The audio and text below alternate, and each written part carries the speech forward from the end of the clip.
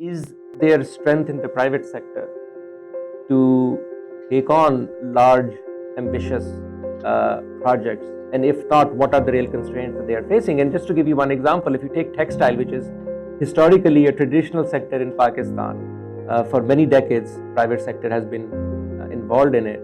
The government subsidizes it in different ways. And yet, when you look at the performance in value-added terms, in terms of kind of going up the value chain, you don't see Pakistani textile, the private sector, competing as well with the likes of Bangladesh, with the likes of Vietnam, and so on. What's holding them back? Excellent question. And there is a puzzle here. And the puzzle, I phrase it as follows: is, and I had first-hand experience with many of the leading industrialist businessmen in Pakistan.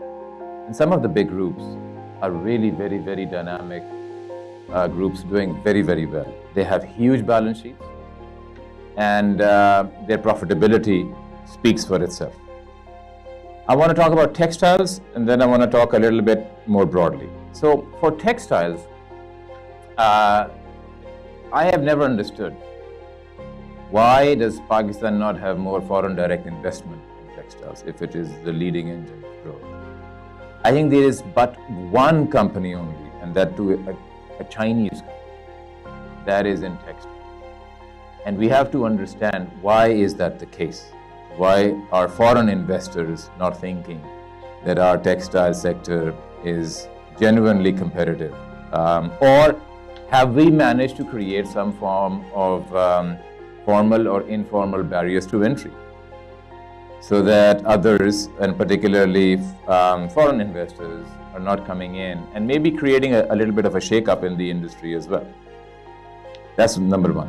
Number two is, given that we have so many textile giants, magnates, why have they not diversified into other areas of economic activity? And there's a question that I used to direct to all of the top businessmen in Pakistan, which is I used to ask them, it's a question about economies of scope rather than economies of scale. So economies of scope, essentially, if you're good at if you become big at doing one thing, you can also do something else in a much more competitive manner than a pure new entrant. What I'm trying to say is that I would ask them, since you clearly have established yourself as a big textile player, why don't you start something new to export? The costs to you of taking that risk are a lot less than the cost to a newcomer. But it was a conversation for 3 years where, aside from maybe very few examples, I don't really see that innovation taking place. And economies of scope means that you already have an HR set up, you already have the civil works, you already have all your connections in government. So if you want to go into, say, some technology transfer area, or if you want to go into IT, or if you want to export something new, you are much better placed. A part of the reason is, I think some of our incentives in Pakistan are based upon a sector. So there is this list of a few sectors in which textile is one, where if you are in that sector, you get an incentive.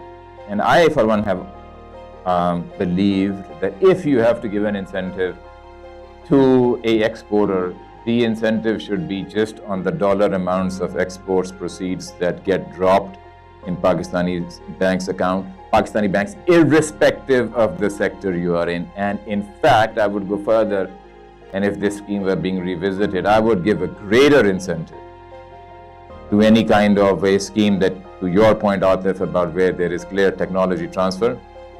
It's a new area of growth that helps us to diversify our export. Now, there are examples.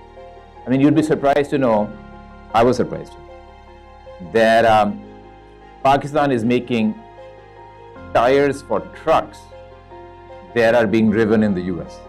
It's the first that Pakistani made tires are being exported to the US and are on American trucks being driven.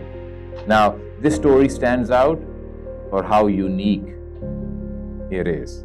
And why don't we have a lot more stories? If this group, we started this and they were in a different industry, a very traditional industry, if they could diversify into a new area of exports, and they have demonstrated that that can happen, it really is my plea and encouragement to all the others in Pakistan, leading businessmen who are best placed to innovate into other sectors.